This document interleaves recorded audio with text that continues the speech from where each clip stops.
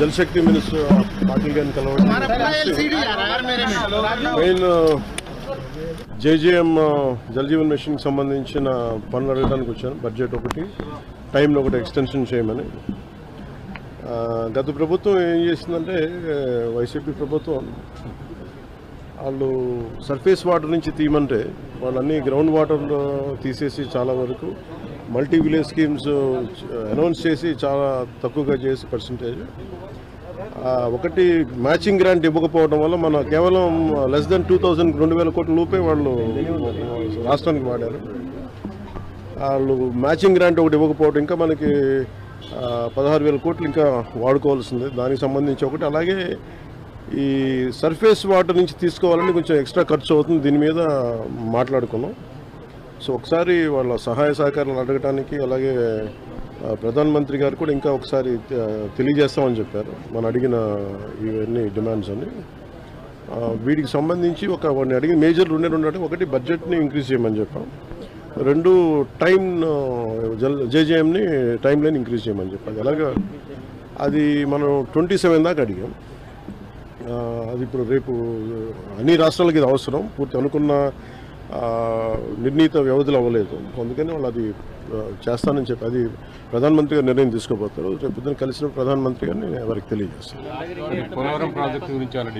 లేదు, నేను మాట్లాడేది ఇప్పుడు మన ముఖ్యమంత్రి గారే మాట్లాడతారు.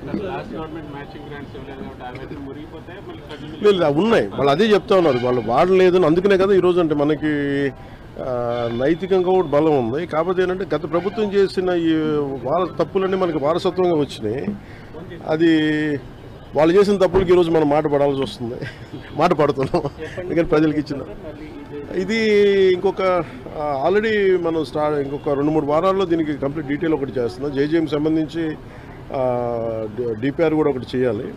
ఇవన్నీ ఒక 2-3 వారాల్లో అయిపోద్ది అనుకుంటున్నాం. ఈరోజు అంటే మన వైస్ ప్రెసిడెంట్ గారిని కలుస్తాం సాయంత్రం. అలాగే రైల్వే మన మినిస్టర్ గారిని కలుస్తాం, ఫైనాన్స్ మినిస్టర్ గారిని మన నిర్మలా సీతారామన్ గారిని కలుస్తాం.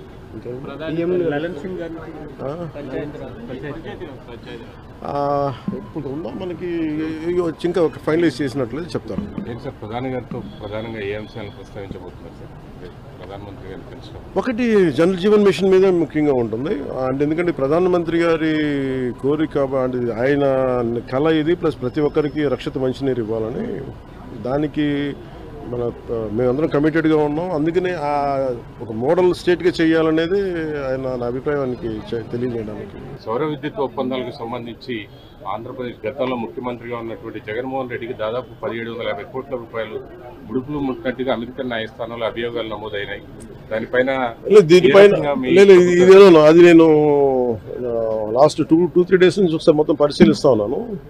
ఒకసారి మన ముఖ్యమంత్రి గారితో మాట్లాడి దీని మీద కలిసి సమిష్టిగా ఒక నిర్ణయం మన అభిప్రాయం తెలియదు.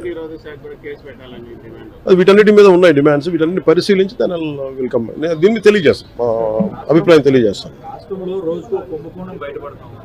ఈ రోజు మళ్ళీ తిరిగి కడప ఎయిర్పోర్ట్ సంబంధించి 150 కోట్లు, అట్లనే అంతకుముందు శ్రీకాకుళం జిల్లాలో కానీ అంటే సమోసాలకే 9 కోట్లు, అలా కాదండి, సమోసాలకే 9 కోట్లు అనుకున్నప్పుడు ఇవన్నీ మనం చూడ. అంటే ఇది అంటే చాలా బాధ్యతారాహిత్యం, భయాలు లేవు, పారదర్శకత లేదు, అకౌంటబిలిటీకి వీఆర్ పేయింగ్ ద ప్రైస్. ఇదేంటి భవిష్యత్తులో ఇలాంటి పునరావృతం కాకుండా చూడాలి. ఒకటి వాళ్ళు చేసిన దానికి వాళ్ళని అకౌంటబిలిటీ తీసుకురావడం, రెండు భవిష్యత్తులో ఇలాంటి పునరావృతం కాకుండా ఉండటం, వీటన్ని రెండింటి మీద ఆలోచిస్తారు. నోటీసులకి స్పందించకుండా తప్పించుకుని తిరుగుతున్నారు. ఆయన ఒక్కళ్ళే గారు, మిగతా చాలా మంది కూడా విచారణకు రమ్మంటే రాకుండా తప్పించుకుని తిరుగుతున్నారని చెప్తున్నారు. పోలీసులు ఆ విధంగా వాళ్ళు పట్టుకోలేకపోతున్నారా, లేకపోతే ఏంటి అసలు? అంటే చిత్తశుద్ధి లేదా పోలీసులకు వాళ్ళకి అరెస్ట్ చేయడానికి కానీ వాళ్ళు పట్టుకోవడానికి కానీ, లేదంటే వాళ్ళకి తిరుగుతున్నారా? ఏంటి sir? Let the police do their job, let me do my job. నా పని నేను చేసుకుని వాళ్ళ పని వాళ్ళు చేయాలి కదా. గత గవర్నమెంట్ లో అయితే ఎక్కడున్నా చెప్తున్నారు వాళ్ళు ఢిల్లీ నుంచి కూడా పట్టుకెళ్ళిన సందర్భాలు అలా అనిపించట్లేదా ఇప్పుడు?